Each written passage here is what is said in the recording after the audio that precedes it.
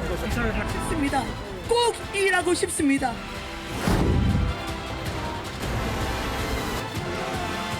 투표하면 이긴다. 동의하십니까?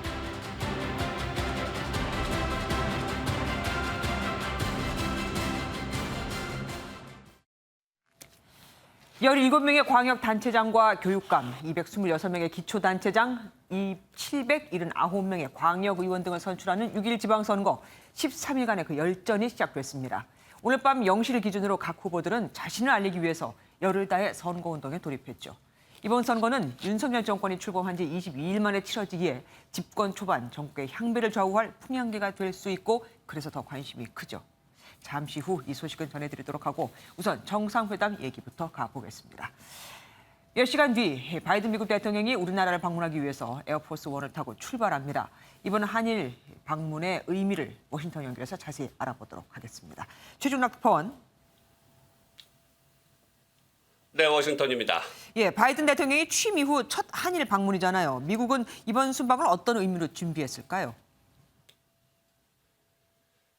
네, 말씀하신 것처럼 바이든 대통령 5시간 정도 후면 우리나라와 일본 순방길에 오릅니다. 취임 이후 16개월 만에 처음 이루어지는 이번 방문. 백악관은 이렇게 정의했습니다.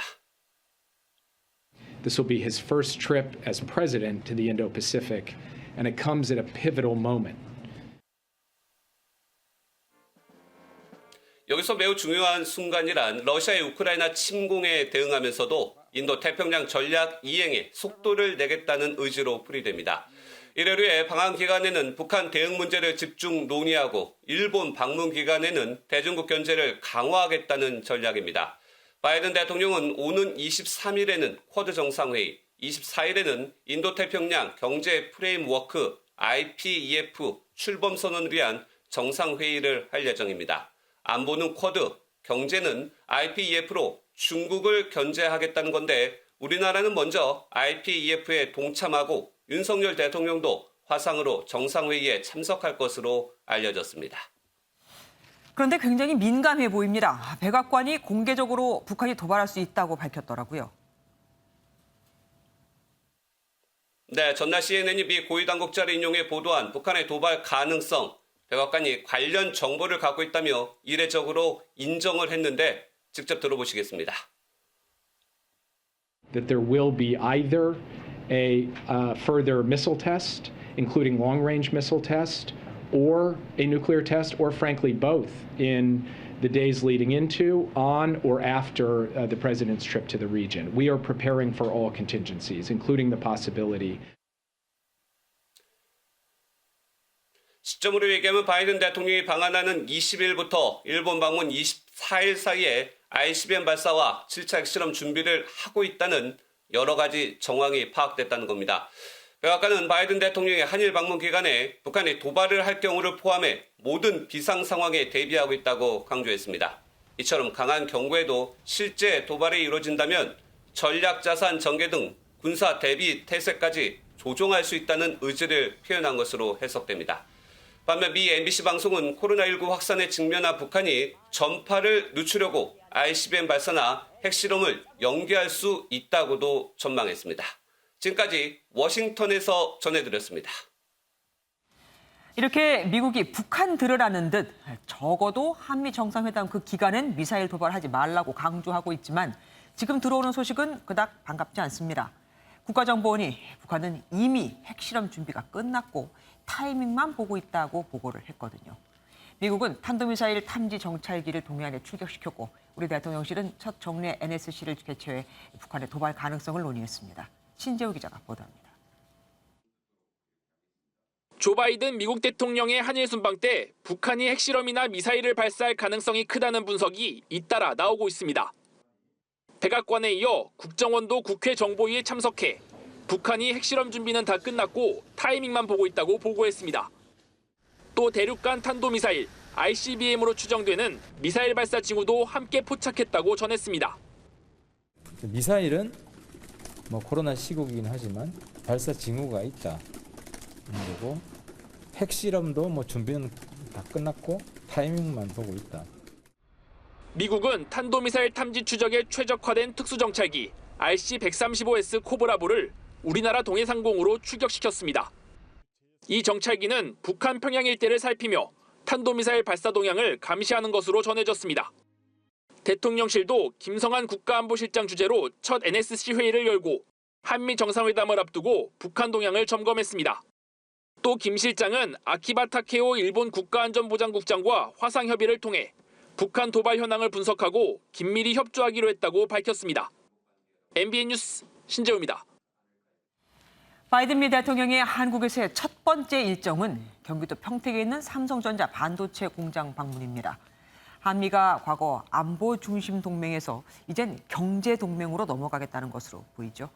반도체 공장을 찾는 건 또 중국을 견제하고 한미 반도체 동맹을 전 세계에 과시하겠다는 뜻도 됩니다. 민경희 기자가 보도합니다. 바이든 미 대통령이 방문하는 삼성전자 평택 캠퍼스는 세계 최대 규모의 반도체 공장입니다.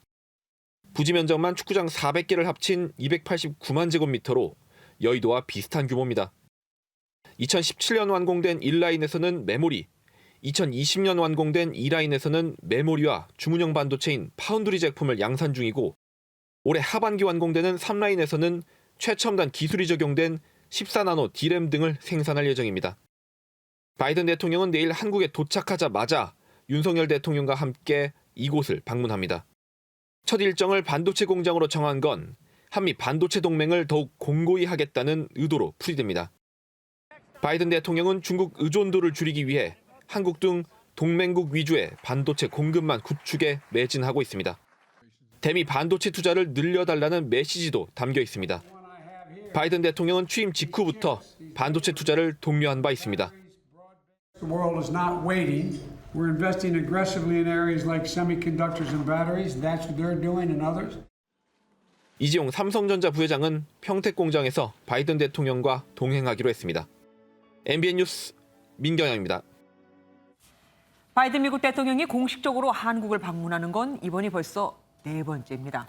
대통령으로 취임하기 전에도 미 상원의 외교위 민주당 간사, 외교위원장 그리고 부통령 자격으로 3차례나 한국을 방문했었거든요. 특히 1986년 상원 의원일 때는 김대중, 김영삼 이 두 대통령이죠. 그 야당 지도부 탄압에 우려를 표하기도 했었습니다. 정치 경력만 50년이 넘는 바이든 대통령의 한국과의 인연을 김문영 기자가 알아봤습니다. 바이든 미국 대통령은 김대중 전 대통령이 망명 정치인이자 민주화 투사로 활동할 때부터 한국과의 인연을 쌓아갔습니다.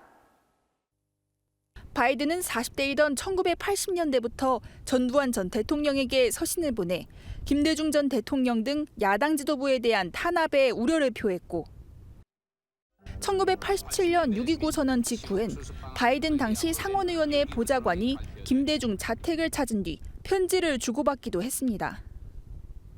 그러니까 김대중은 자유, 인권, 민주주의라든지 이런 어떻게 보면 미국 사회에서 가장 핵심적으로 볼 수 있는 한국의 자유민주주의가 뿌리 내리는 것이 미국의 국익에도 도움되고 미국의 가치에도 부합한다. 외교위원장이 된 바이든은 2001년 당시 대통령인 김대중 전 대통령과 넥타이를 바꿔매며 존경을 표현했고 부통령 취임 후엔 박근혜 전 대통령 당시 비무장지대, 즉 DMZ를 손녀까지 대동해 방문합니다. 2015년 부인인 질 여사는 미국의 세컨드 레이디로서는 처음 방한하며 애정도 나타냈습니다. 최연소 상원의원으로 당선돼 36년간 상원의원을 지낸 바이든은 미국에서 인정받는 외교통이자 한국의 정치인과 인연이 깊은 지한파입니다. 트럼프 전 대통령과 달리 미국의 글로벌 리더십 복원에 힘을 기울이고 있습니다. 트럼프 때는 필요하면 거래주의적 시각에서 이제 함께하는 거고 아니면 미국이 혼자겠다 이런 식으로 해서 동맹관이 많이 망가졌잖아요. 바이든은 그게 아니고 전통적인 미국의 워싱턴 정치인이기 때문에 그 전형적인 미국이 갖고 있는 강점을 이용하려고 하는 거예요. 동맹 시스템을 굉장히 중요한 전략 자산이라고 보고 한미동맹 강화를 외치는 윤석열 대통령과 일본에 앞서 한국을 먼저 찾는 바이든 미국 대통령의 회담에 관심이 쏠리는 이유입니다. MBN 뉴스 김문영입니다. 윤석열 정부 첫 추경안을 심사하는 국회 예산결산특별위원회 전체 회의에서는 한동훈 법무부 장관을 상대로 한 야당의 질의가 집중됐습니다. 예결특위가 아니라 청문회장 시즌2 같은 모습이었죠. 더불어민주당은 한 장관에게 왜 정치 검찰이 출세한다는 통념이 있느냐는 뼈있는 질문을 던졌고, 한 장관은 지난 3년간 정치 검찰이 가장 심했다고 맞받아쳤습니다. 박자은 기자입니다. 민주당은 2년 전 채널A 기자 강요미수 사건 때 공모 혐의로 기소된 한 장관이 본인 아이폰 비밀번호를 공개하지 않은 걸 문제 삼았습니다. 이 핸드폰 비번 문제는 어떻게 처리할 것입니까?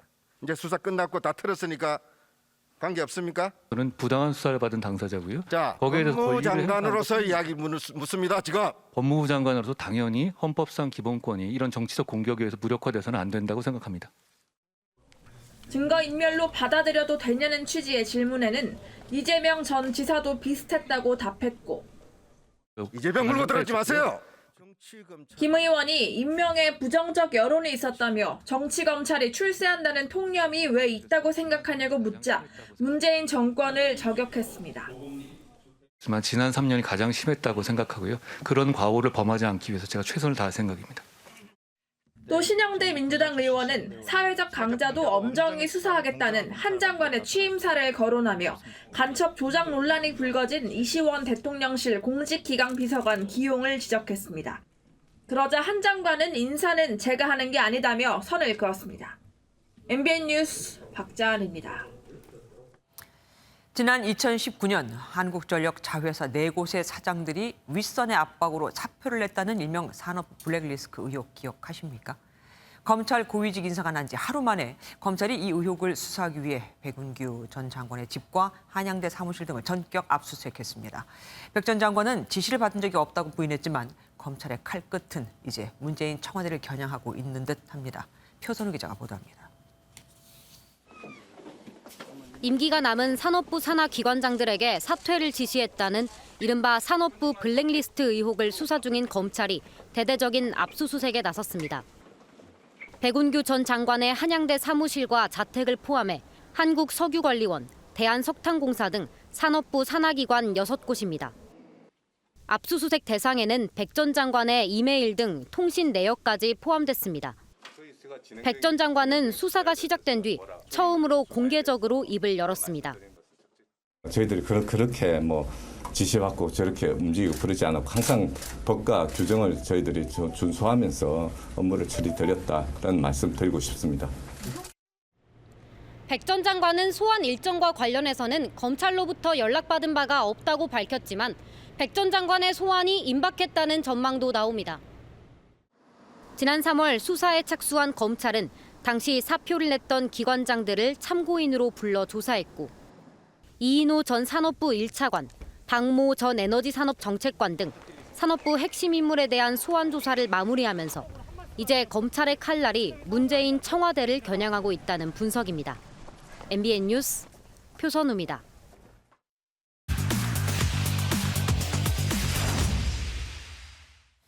이처럼 3년 전 고발된 산업부 블랙리스트 의혹, 그러니까 전 정권 수사가 급물살을 타고 있습니다. 공교롭게도 한동훈 법무부 장관이 첫 검찰 인사를 한 지 딱 하루 만이죠. 자세한 내용 법조팀 오지혜 기자와 알아보겠습니다. 오 기자, 네. 오늘 백운규 전 장관 사무실까지 압수수색을 전격 단행했습니다. 네. 이게 무슨 의미를 갖고 있다고 봐야 할까요? 네, 그 이유는 어제 인사안에서 찾을 수 있습니다. 전 정권과 관련된 굵직한 사건이 쌓여있는 검찰청 위주로 콕콕 찍어서 원포인트 인사가 났기 때문인데요. 울산시장 선거 개입, 대장동 특혜 개발 의혹 등을 맡은 전국 최대 수사기관인 서울중앙지검, 이곳 수문장이 조국 전 장관 수사를 지휘한 송경호 수원지검장으로 바뀌었습니다. 그리고 라임, 옵티머스 사기 수사 담당인 서울 남부지검도 이른바 친문 검사로 분류된 심재철 지검장 대신 특수통 검사가 왔습니다. 또 성남FC 불법 후원금 의혹 등 이재명 더불어민주당 상임 고문이 연루된 사건이 산적한 수원지검도 역시 특수통으로 교체됐고요. 그런데 3년 전 고발된 산업부 블랙리스트 수사를 담당하는 서울 동부지검장은 유임됐습니다. 이게 지난 3월 대선 직후부터 속도감 있게 수사를 해서 핵심 관계자 조사를 모두 마쳤기 때문으로 보이는데요. 예. 오늘 백운규 전 장관의 사무실과 대한석탄공사 등 압수수색으로 이제 백 전 장관의 소환만 남겨놨다 이런 해석이 우세합니다. 이제 시작한 게 아니라 그러니까 대선 직후부터 이미 수사를 해왔고 오늘 이제 압수수색을 단행했다 이거였네요. 그런데 검찰 수사 칼날이 겉으로는 물론 백 장관이 하고 있습니다만 사실 문재인 청와대 목전에까지 온 거 아닙니까? 네, 맞습니다. 지난 1월 유죄 확정을 받은 환경부 블랙리스트 사건과 양상이 비슷합니다. 이건 김은경 전 장관과 신미숙 전 청와대 비서관까지 기소돼 각각 징역 2년, 집행유예형을 받았는데요. 마찬가지로 백 전 장관의 관여가 밝혀지면 문재인 정부 청와대 핵심 인사 개입에 대한 수사도 탄력을 받게 됩니다. 이게 뭐냐, 결국 지난 2017년 9월 산업통상자원부 모 국장이 산자부 산하 공공기관장을 호텔에 따로 불러 미리 만들어 놓은 사표에 도장을 찍으라고 했다. 그러니까 이 사퇴 종용 의혹이 사실인지 아닌지 출발점을 밝힐 수 있는 셈입니다. 예, 맞습니다. 한동훈 장관 지시로 그 부활하는 곳 있죠. 남부지검 증권범죄협수단. 여기 움직임도 참 심상치 않습니다. 네, 맞습니다. 지금 세간의 이목이 집중된 곳입니다. 피해액만 57조 원의 루나테라 사건을 맡은 곳이 바로 여기입니다. 서민 피해와도 관련이 깊은 곳이라 곧바로 강도 높은 수사를 진행할 가능성 매우 높습니다. 한동훈 장관의 취임사에서도 그런 부분이 이미 강조됐었는데요. 한번 들어보시죠. 서민을 울리는 경제범죄 실태에 대해서 발빠르게 대처해야 합니다. 서민 다중에게 피해를 주는 범법자들은 지은 죄에 맞는 책임을 지게 될 겁니다. 그런데 법조계에서는 루나 사건은 검수완박 국면에서 검찰 수사력을 성과로 보여주기 위한 것이고 사실 따로 있다. 이 금융수사의 핵심은 다른 데에 있다는 분석이 지배적입니다. 바로 전 정권 핵심 관계자의 연루 의혹이 끊이지 않았던 이런 사건들인데요. 양정철 전 민주연구원장 연루 의혹이 있는 우리들 병원 불법 대출 위증 사건, 또 앞서 말씀드린 라임과 옵티머스 사건에도 강기정 전 청와대 수석과 이낙연 전 총리 등 관여 의혹이 있는데 이런 사건에 아마 수사력이 집중될 것으로 보입니다. 이러다가 매번 전 정권 수사만 하다가 또 그 정권 끝나는 거 아닌지 모르겠습니다. 어제 인사를 보면은 공석인 검찰총장은 그대로 뒀습니다. 누구를 염두에 둔 게 있을까요? 네, 이게 인사에서 언급되지 않은 이 고위 간부들이 거의 기본적으로 검찰총장 후보군이다 이렇게 생각하시면 될 것 같습니다. 현재 가장 무게가 실리는 이 사람은 이두봉 인천지검장입니다. 강원도 양양 출신인 이 지검장은 월성원전 의혹 수사를 지휘한 윤석열 사단의 성골로 평가되고 있습니다. 다만 간첩 조작 피해자인 유우성 씨가 사건 지휘 검사였던 이 지검장을 직권남용 의혹으로 고소한 게 변수다 이런 분석이 많은데요. 들어보시겠습니다. 범죄자를 또다시 어떤 공직에 세운다는 건 말이 안 된다고 생각합니다. 더군다나 법을 누구보다 잘 지켜야 되고 사과도 없이. 그러면은 만약에 이분이 안 된다면 그럼 다른 후보자는 없는 겁니까? 네, 또 있습니다. 검찰 안팎에서는 어제 고검장으로 승진한 김후곤 대구지검장과 네, 이원석 제주지검장, 24기 여환섭 대전고검장, 또 26기인 박찬호 광주고검장 등이 거론되고 있습니다. 이번 인사가 워낙 윤석열 사단 특수통의 전진 배치로 편향적이라는 비판이 많습니다. 그래서인지 일종의 숨고르기를 하며 여론을 보고 검찰총장 후보 추천부터 인선 작업이 시작될 것으로 보입니다. 그러니까요. 이번 인사가 인과응보라는 말도 있지만 또 보복 인사 아니냐는 말도 분명히 나오고 있습니다. 앞으로도 검찰 꽤 시끄러울 것 같습니다. 지금까지 오지혜 기자와 함께했습니다. 6일 지방선거 공식 선거운동이 시작됐습니다. 여야 지도부는 이재명 후보의 출마로 이번 선거 태풍의 핵이 된 인천으로 향했습니다. 국민의힘은 인천은 도피처가 아니다라며 개항을에 출마한 이재명 고문을 정조준했고 더불어민주당은 지난 대선 패배를 소욕하자며 정권 견제론을 내세웠습니다. 이기준 기자가 보도합니다. 유정복 인천시장 후보 선거사무소에 모인 국민의힘 지도부. 인천발 GTX 추진 등 지역 공약 실천 서약에 나섭니다.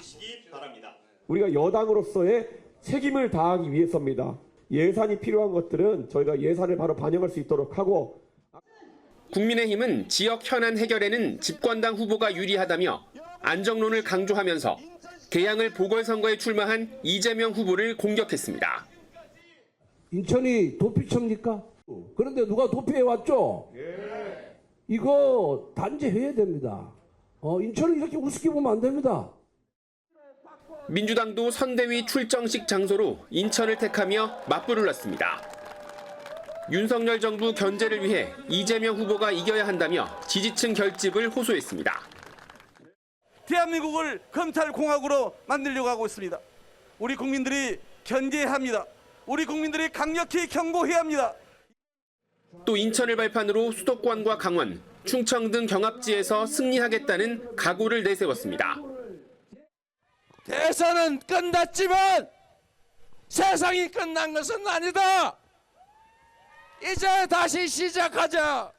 압도적으로 이길 수 있고 새롭게 출발할 수 있다.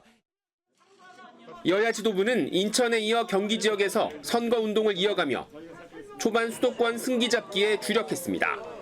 MBN 뉴스 이기중입니다. 경기지사 선거는 이번 6일 지방선거의 승패를 판가름할 격전지로 꼽힙니다. 여기를 잃으면 전체를 잃는 것과 같은 거죠. 오만을 막아야 한다. 법인카드를 탐하지 말라. 두 후보의 치열한 공방 노태원 기자가 취재했습니다. 한 표가 아쉬운 김동연 더불어민주당 후보와 김은혜 국민의힘 후보. 0시에 공식 선거운동이 시작되자 각각 사당역 광역버스 정류장과 군포의 택배 물류센터를 찾았습니다. 교통 문제 해결하고 우리 경기도민의 삶의 질을 향상시키는데 최선을 다하겠습니다. 24시간 경기도민과 함께하겠다. 말보다 발로 뛰는 도지사로서 주민들의 불편함을 살펴서 이후 열린 출정식에서 김동연 후보는 윤석열 정부에, 김은혜 후보는 이재명 전 경기지사의 날을 세우며 지지를 호소했습니다. 윤석열 정부의 오만과 독주는 더욱더 심해질 것이고 이와 같은 것을 막기 위해서 우리는 이번 지방선거에서 반드시 승리해야 됩니다. 제가 어저께 남편에게 얘기했습니다.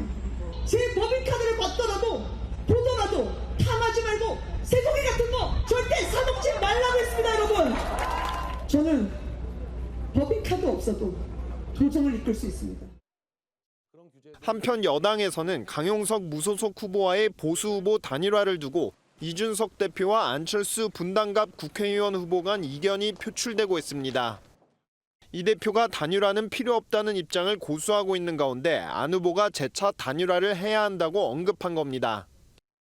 김은혜 후보는 강용석 후보와의 단일화가 고민되는 게 사실이라며 결정하는 데에는 시간이 더 필요하다고 밝혔습니다. MBN 뉴스 노태현입니다. 윤석열 대통령은 내일 한덕수 총리 후보자에 대한 국회 인준안 표결 때까지 정호영 보건복지부 장관 후보자에 대한 거취를 정할 뜻이 없어 보입니다. 정 후보자의 임명 여부를 한 후보자의 인준을 좌우하는 협상 카드로 쓰지 않겠다는 뜻이기도 하고 총리 인준안이 국회에서 가결되면 정 후보자가 자진 사퇴하는 가능성도 열어둔 겁니다. 이제 공은 국회 과반수 의석을 가진 민주당으로 넘어왔죠. 민주당 총리 인준을 놓고 고심에 빠졌습니다. 원주희 기자입니다. 윤석열 대통령은 내일로 다가온 한덕수 총리 후보자 인준안 표결에 대해 더불어민주당에 협조를 요청했습니다. 상식에 따라서 잘 처리해 줄 것으로 생각하고 있습니다. 윤 대통령은 한 후보자 인준 표결 전까지 정호영 보건복지부 장관 후보자 거취를 결정할 뜻이 없는 것으로 전해졌습니다. 대통령실이 총리 없이 국정을 운영하는 방안까지 대비하면서 국회 과반 168석을 가진 민주당의 고심이 커지고 있습니다. 자유투표에 맡길 경우 인준안이 부결될 가능성이 큰데 이럴 경우 국정 발목 잡기로 지방선거에 부정적인 영향이 미칠 수 있기 때문입니다. 민주당 송영길 서울시장 후보에 이어 이재명 총괄선대위원장도 인준에 무게를 실었습니다. 그런 점도 있다고 생각해요. 어쨌든 국민이 선택한 대통령이 첫 출발하는 상황이기 때문에 민주당은 내일 본회의 앞서 의원총회를 열고 찬반 당론 채택을 논의할 예정입니다. MBN 뉴스 원중입니다.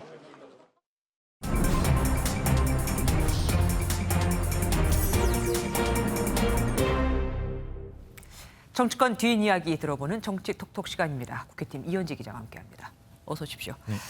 바이든 미국 대통령과 문재인 전 대통령의 만남. 사실 뭐 전 대통령인데 만난다 해서 좀 화제를 많이 모았었습니다. 그런데 불발됐다고요? 네, 그렇습니다.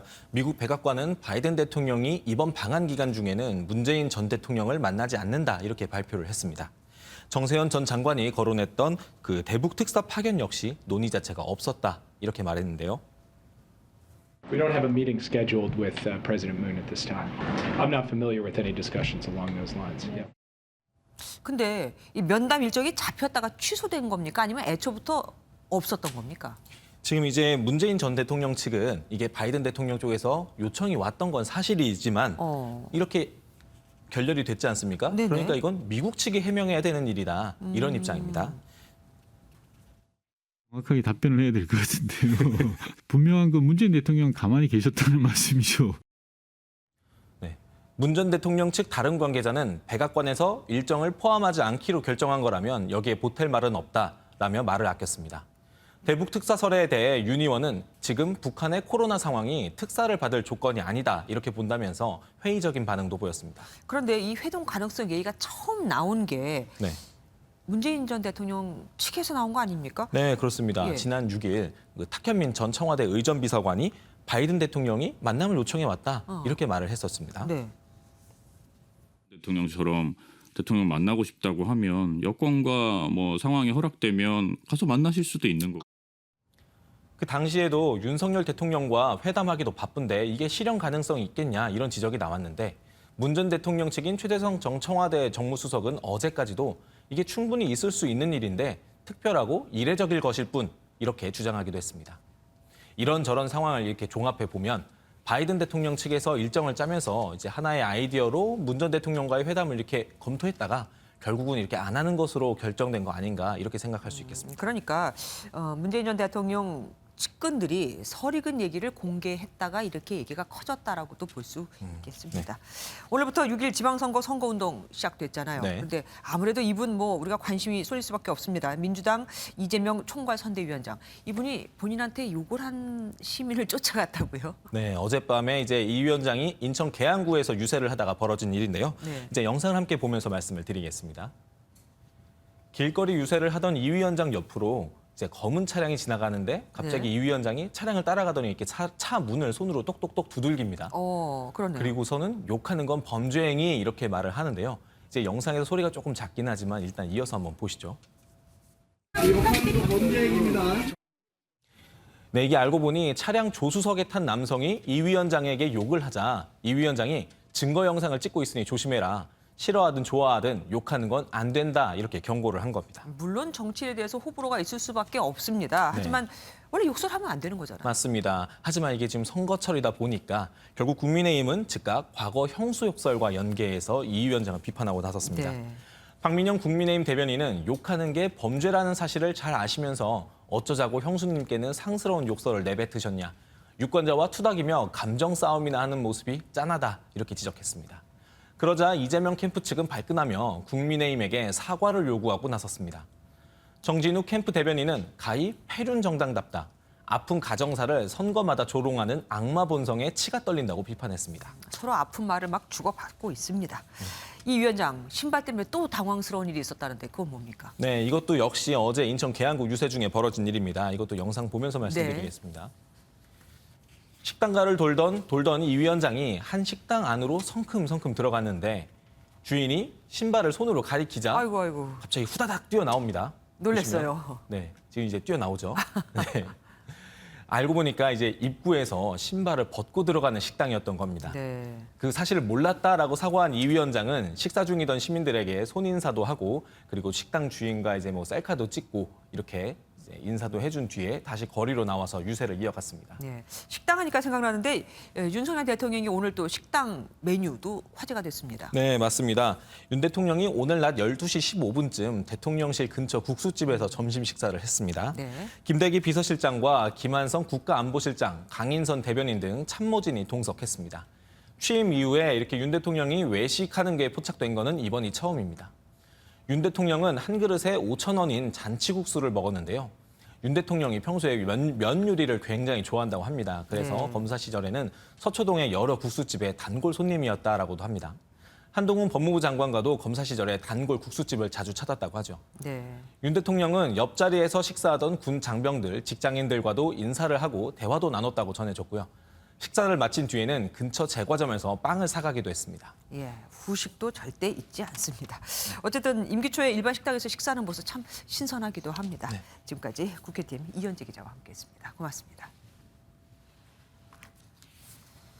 이혼한 전 아내와 다투다 흉기를 휘두른 현역 육군 상사가 현행범으로 체포됐습니다. 군사경찰이 수사에 나섰습니다. 홍지호 기자입니다. 경기도 파주의 한 아파트입니다. 지난 15일 새벽 3시쯤 이곳에서 30대 남성이 전 부인에게 흉기를 휘두른 사건이 발생했습니다. 누군가 살려달라고 소리를 지르고 있다는 이웃의 신고에 경찰과 구급대원들이 출동했습니다. 등 쪽 3군데 피가 많이 났고요. 3군데 찔렸고 차량 내부는 피로 오염돼서. 신고를 받고 이곳 아파트로 출동한 경찰은 흉기를 빼앗고 A씨를 현행범으로 체포했습니다. A씨는 인근 부대 소속 육군 상사, 현역 군인이었습니다. A씨와 전 부인은 함께 술을 마시다 가족 문제로 다툼이 발생했는데 이 과정에서 A씨가 흉기를 휘두른 것으로 알려졌습니다. 상처를 입은 피해자는 병원으로 옮겨졌고 생명에는 지장이 없는 상태인 것으로 파악됐습니다. 살인 미수 혐의로 붙잡힌 A씨는 현역 군인이기 때문에 경찰에서 간단한 조사만 받고 소속 부대 군사경찰로 인계됐습니다. 이후 사건은 육군 수사단으로 넘어가 수사가 진행 중입니다. MBN 뉴스 홍지호입니다. 유명 백화점에서 산 빵에서 벌레가 나왔습니다. 고객은 매장에 이 사실을 바로 알렸는데 1시간쯤 뒤에 다시 와보니 같은 종류의 그 빵이 그대로 팔리고 있었습니다. 유승우 기자가 단독 보도합니다. 이달 14일 경기도의 유명 백화점 카페에서 구매한 빵입니다. 먹으려고 포장을 뜯자 크림 사이에 이물질이 발견됐습니다. 벌레였습니다. 벌레 같기도 하고, 그지? 고객은 곧바로 매장에 이 사실을 알렸습니다. 이를 보고 1시간 후에 매장 앞을 지나던 고객은 다시 한번 놀랐습니다. 같은 빵이 버젓이 매대에 그대로 있었습니다. 올라가 보니까 다시 팔고 있어가지고, 근데 저는 상식적으로 이해할 수 없어가지고. 고객은 곧장 백화점 고객센터에 이를 알렸고 해당 카페는 영업 종료를 20분 앞두고 남은 빵들을 치웠습니다. 예, 주말에 정신이 없고 막 사람들 몰리다 보니까 그거를 좀 간과했던 것 같아요. 식품 이물질 사고는 여전히 빈번하게 발생하고 있습니다. 최근 5년 동안 식품에서 이물질이 발견됐다는 신고는 2만 건 가까이 접수됐는데 이 중 벌레가 발견된 경우는 30% 수준입니다. 식품위생법은 기준과 규격에 맞지 않는 식품을 판매 목적으로 진열해선 안 된다고 규정할 뿐 문제가 된 식품의 처리는 개별 기업에 맡기는 실정입니다. 어떤 과정에서 이물이 들어갔는지 확인하기가 쉽지가 않아요. 전량 폐기는 법적인 근거는 없어요. 입점업체는 이물질 유입 경로와 원인 등을 조사하고는 있지만 해당 공장에서 만든 빵을 여전히 판매하고 있습니다. MBN 뉴스 유승호입니다. 만취 상태로 일가족이 탄 차량 위에 올라가 앞유리를 부수고 난동을 부린 30대 남성이 현행범으로 체포됐습니다. 술에 취해 도로에 누워 있었던 사람입니다. 차에 있던 5살 딸아이는 공포에 울음을 터뜨렸는데 이 남성은 출동한 경찰까지 폭행했습니다. 박상욱 기자입니다.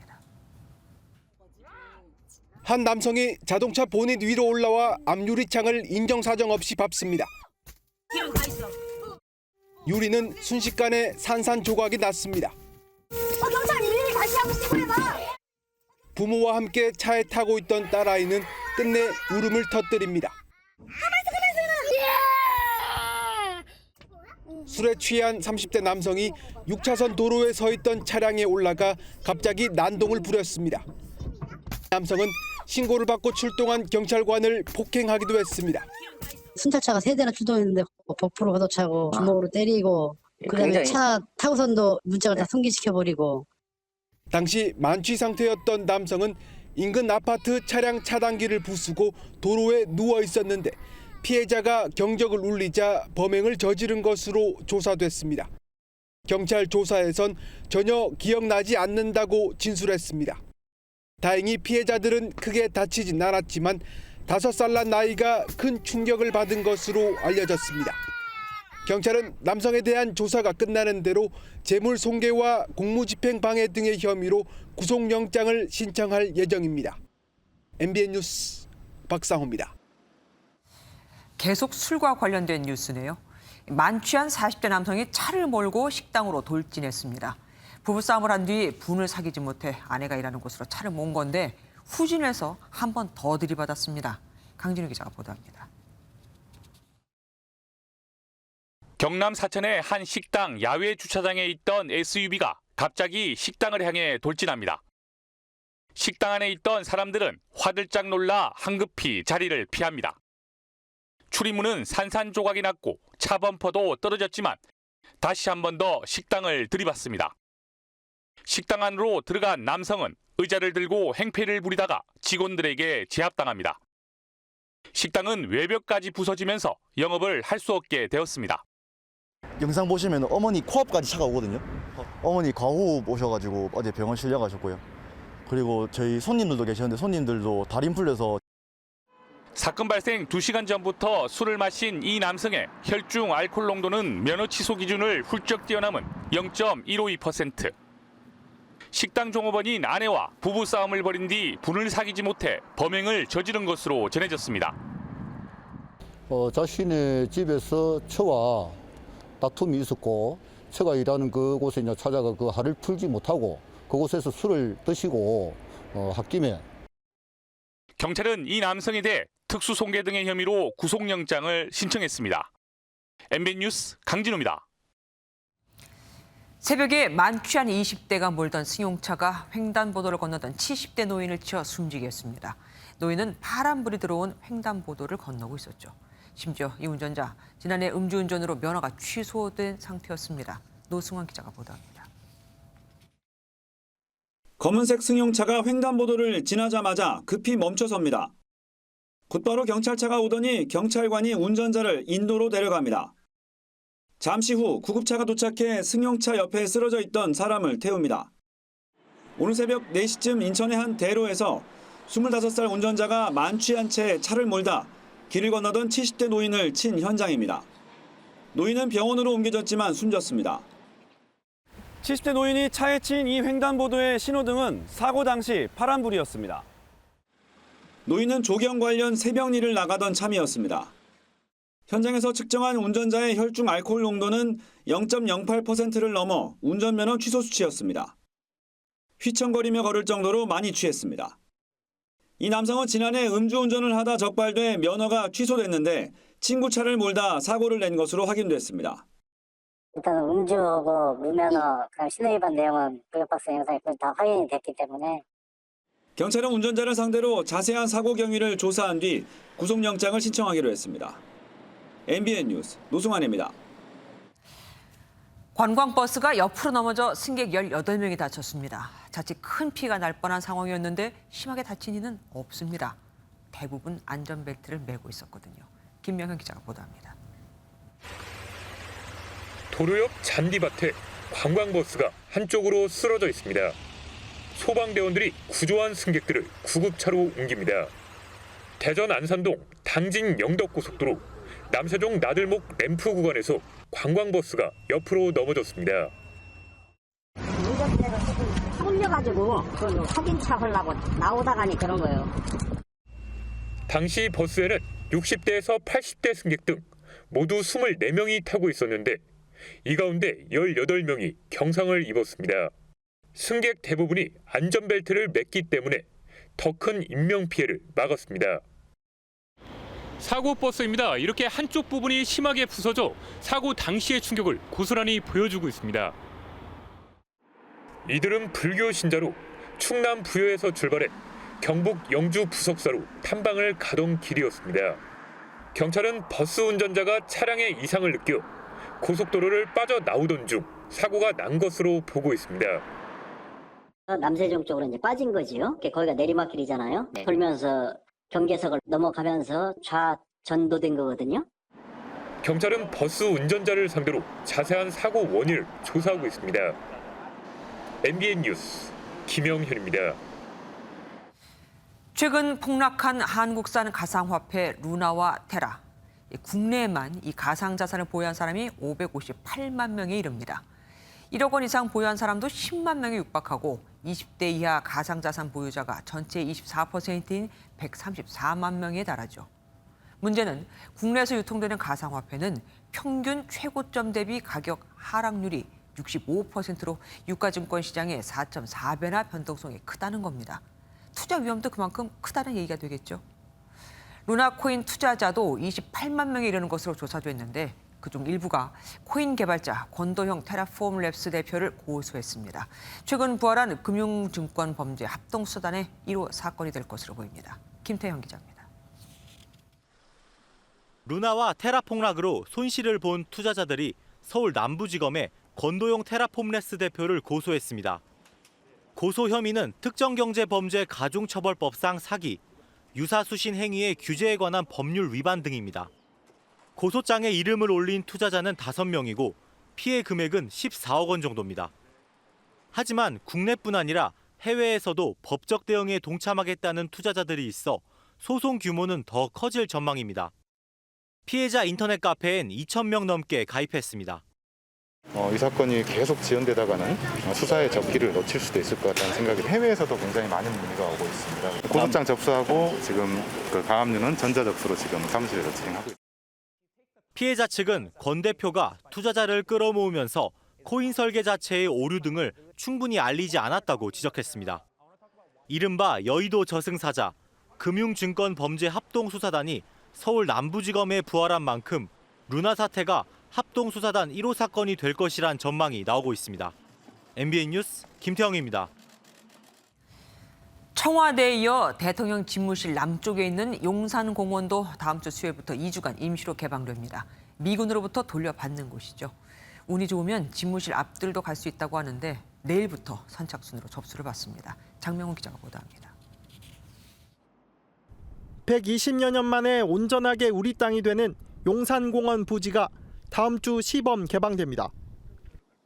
오는 25일부터 다음 달 6일까지 13일 동안 대한민국 국민이라면 누구나 갈 수 있습니다.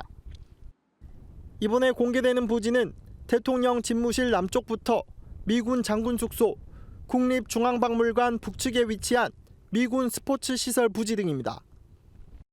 공원 진입로는 신용산역 인근 이곳 미군기지 14번 게이트와 국립중앙박물관 북쪽 총 2곳에 마련됩니다. 하루 5차례 매 회차마다 500명씩 2시간 동안 공원을 둘러볼 수 있습니다.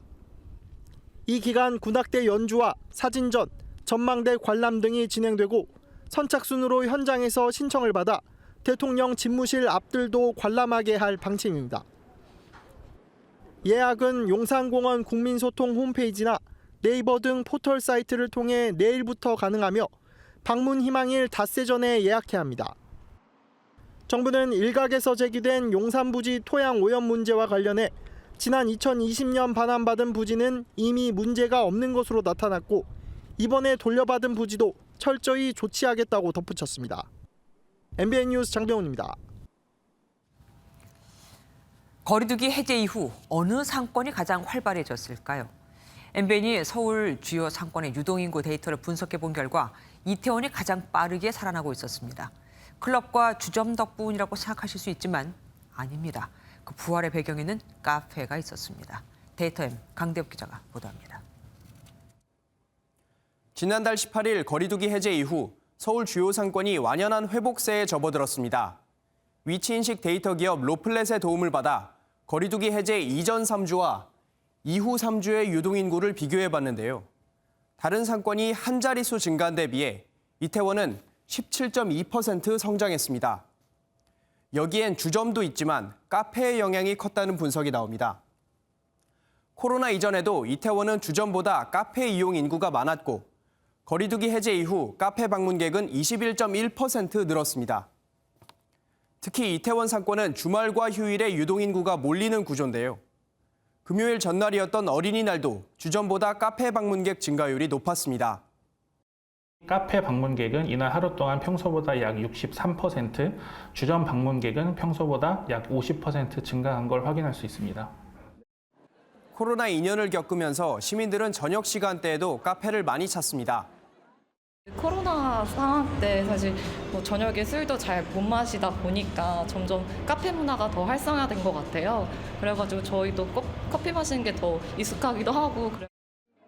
저녁 손님을 잡기 위해 일부 카페들은 영업 시간을 늘렸습니다.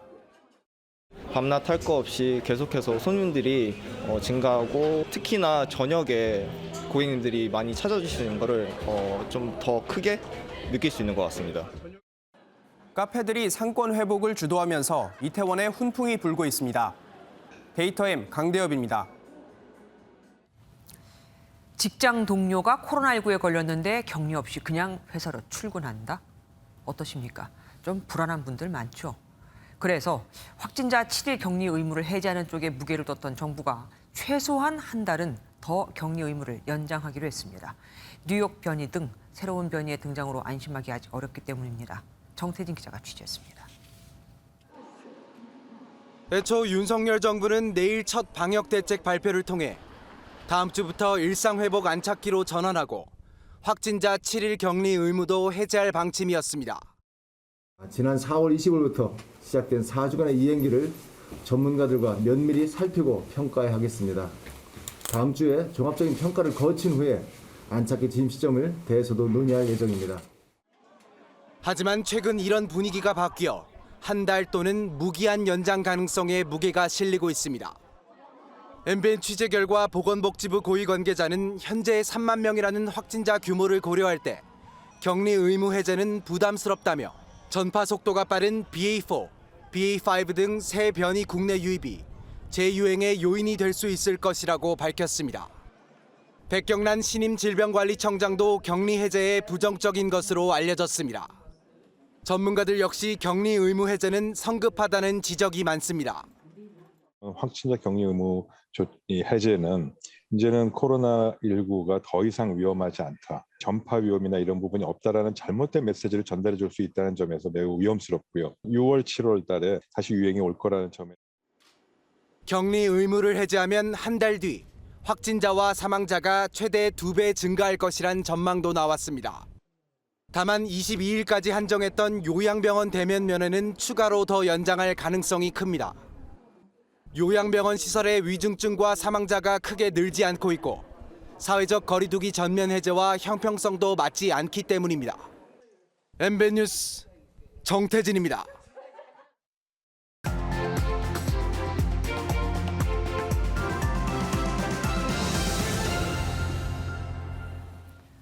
여야 의원들은 누가 1, 2등이 되든 상관없이 공천만 받으면 대개 당선되니까 의의가 좋아요. 서로 무소속을 견제한다고들 합니다. 유신 말기인 1978년 1월 박정희 전 대통령이 청와대 출입 기자들에게 한 말입니다. 유신 체제에선 선거구당 2명의 국회의원을 뽑는 중선거구제를 채택했죠. 여야 할 것 없이 공천이 곧 당선이라는 등식이 정해졌으니 공천을 받기 위해 사활을 걸었습니다. 그런데 곧 있을 6.1 지방선거도 이때와 별반 다르지 않아 보입니다. 평균 경쟁률도 1.8대 1로 역대 최저, 경쟁자가 없어서 선거를 치르기도 전에 자동으로 당선되는 후보가 500명에 육박해 최근 20년 새 가장 많습니다. 무투표 당선, 괜찮은 걸까요? 정치학자들의 답은 명백합니다. 심각한 문제라고요. 가장 우려되는 건 공약과 자질 검증 기회도 없이 유권자의 투표권이 박탈된다는 겁니다. 무투표 당선자 중 30%가 전과자일 정도로 자격 미달 후보를 걸러내는 최선의 시스템마저 붕괴돼 버렸죠. 지역별 특정 정당 쏠림 현상도 문제입니다. 기초단체장 무투표 당선자 6명 중 민주당 3명은 광주 전남, 국민의힘 3명은 대구 경북입니다. 국민의힘과 민주당 텃밭에서만 무투표 기초단체장이 나온 겁니다. 전북 도의회는 36개 선거구 중 22곳에서 민주당 단일 후보 당선이 확정도 했습니다. 무려 61%입니다. 지방선거에서 공천받는 게 당선보다 더 어렵다는 얘기가 나올 만도 하죠. 이런 현상이 반복되니 지방정치는 중앙정치에 철저하게 예속됩니다. 지방선거 출마 희망자들은 지역 국회의원과 중앙당에 줄을 설 수밖에 없는 겁니다. 미국 유명 칼럼니스트인 프랭클린 피어스 애덤스는 선거는 누군가를 뽑기 위해서가 아니라 누군가를 뽑지 않기 위해 하는 것이라고 했죠. 하지만 공천이 곧 당선인 우리 선거를 보면 뽑지 않을 사람도 당선이 됩니다. 유권자의 선택권이 사라진 지방선거를 이대로 지켜만 봐야 할까요? 정치 기득권자들의 전유물이 된 지방선거. 참, 원래 선거는 국민을 위해서 국민이 뽑는 거 아니었던가요? 김조의 그런데 오늘은 무투표 당선 30%가 전과자였습니다.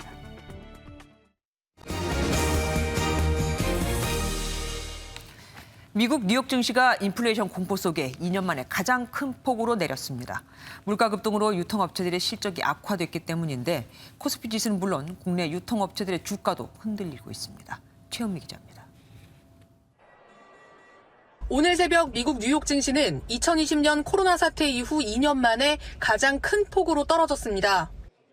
물가 급등에 미국 유통업체들이 부진한 실적을 발표했기 때문입니다. 미국 최대 유통업체 월마트 주가는 전날 10%에 이어 6.79% 추가 하락했고 대형 할인마트 타깃의 주가는 무려 25% 가깝게 떨어졌습니다. 월마트하고 타깃의 주요 고객들은 중소득층이나 저소득층이 많다 보니까 그분들은 필수적으로 꼭 써야 되는 것들, 에너지나 식품 물가 이런 것들이 오르면서 타격을 굉장히 크게 받고 있는 상황이거든요. 미국의 물가 상승률은 2달 연속 8% 넘게 치솟아 40년 만에 최고 수준을 기록한 상황. 전문가들은 고금리, 고물가로 인한 수요 둔화가 유통업에서 가장 먼저 드러났다고 보고 있습니다. 경제의 70%가 소비인데 그 소비를 줄이면 어떻게 되겠어요? 기업들 입장에서는 뭐 이익은커녕 매출 둔화에 대해서 이제 걱정을 할 수밖에 없는 거거든요. 국내 증시도 미국 영향으로 2,600선이 또다시 무너지는 등 하락세를 이어갔는데 이마트와 롯데쇼핑 같은 유통주가 3% 이상 떨어지며 하락세를 이끌었습니다. 전문가들은 유통업에서 시작된 수요 둔화가 계속될 경우 제조업으로 이어져 경제 전반의 침체를 야기할 수 있다고 경고했습니다. MBN 뉴스 최은미입니다. 올 1분기 월 평균 가계소득이 지난해 1분기보다 10% 넘게 늘었습니다. 통계 방식이 바뀐 2006년 이후 역대 최고 증가폭입니다. 소득이 늘면 지출도 늘기 마련이죠. 4.7%가 늘어났는데 물가가 오른 걸 감안하면 실제 지출 증가는 0.8%에 불과합니다.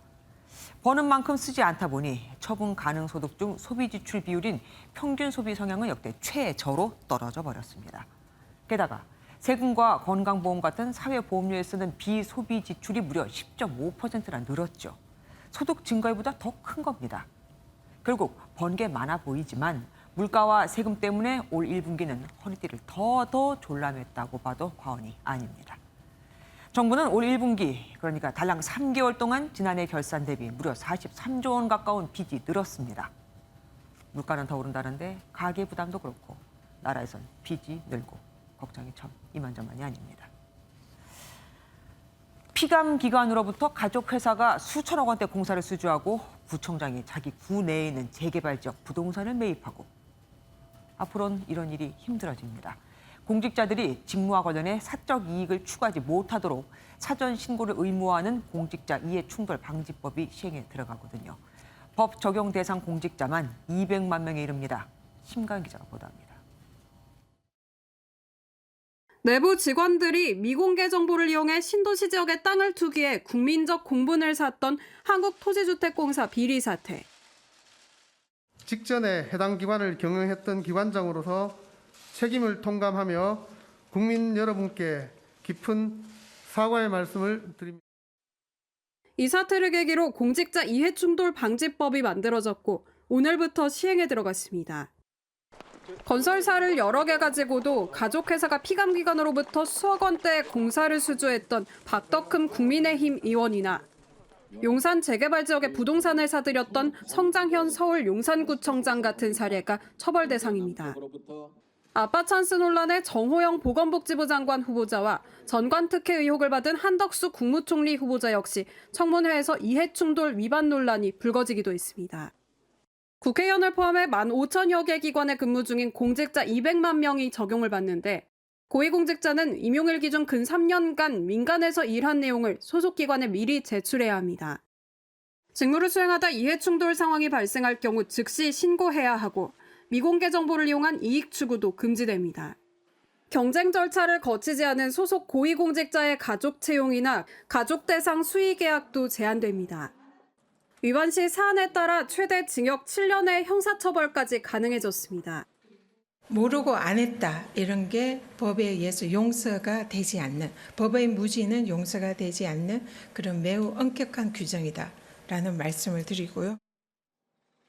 국민 누구라도 신고가 가능한데 포상금이 최대 30억까지 지급됩니다. 권익위는 올해 하반기 내에 법이 제대로 이행되고 있는지 파악하는 전수조사를 실시할 예정입니다. MBN 뉴스 심가현입니다. 우리나라의 경마가 시작된 지 올해로 100년이 됩니다. 불모지에서 시작된 한국 경마, 이제 세계 5위권 진입을 향해 가고 있는데요. 100주년 기념식, 오늘의 핫클립입니다.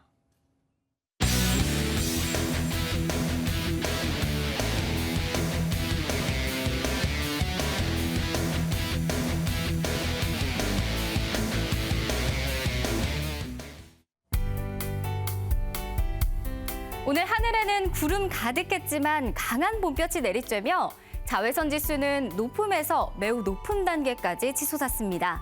낮 기온도 서울이 24.2도, 경주는 30도를 웃돌면서 초여름 더위를 보였는데요. 내일은 자외선 지수는 보통에서 높음 수준으로 단계가 낮아지겠지만 기온은 3도가량 더 오르겠습니다. 서울이 26도, 평창과 광주가 27도, 진천 28도, 경주는 여전히 30도를 웃돌면서 한낮 더위를 이어가겠습니다. 낮 동안에는 가벼운 옷차림이 좋겠고요. 강한 볕은 피해 주시기 바랍니다. 맑은 날이 이어지면서 대기의 건조함은 더해가겠습니다. 바람도 강하게 불어서요. 크고 작은 불이 발생하기 쉬운데요. 화재 예방에 주의가 필요하겠습니다. 대기가 불안정해 오늘 늦은 밤에는 수도권에, 내일 오후에는 전남 내륙에 5mm 미만의 약한 비가 내리겠고요. 기압골의 영향으로 제주에도 비 소식이 있습니다. 갑작스런 비가 내리는 곳에서는 벼락을 동반해 요란할 수 있겠습니다. 중부지방 한낮 기온은 26도 안팎으로 평년 기온을 1, 2도가량 넘어서겠습니다. 남부지방 대구는 16도로 출발하고요. 낮 기온은 28도까지 오르면서 일교차가 크게 벌어지겠습니다. 내일 오후까지 강원 산지에는 바람이 강하게 불어들 것으로 보입니다. 당분간 맑고 깨끗한 하늘 드러날 전망입니다. 날씨였습니다.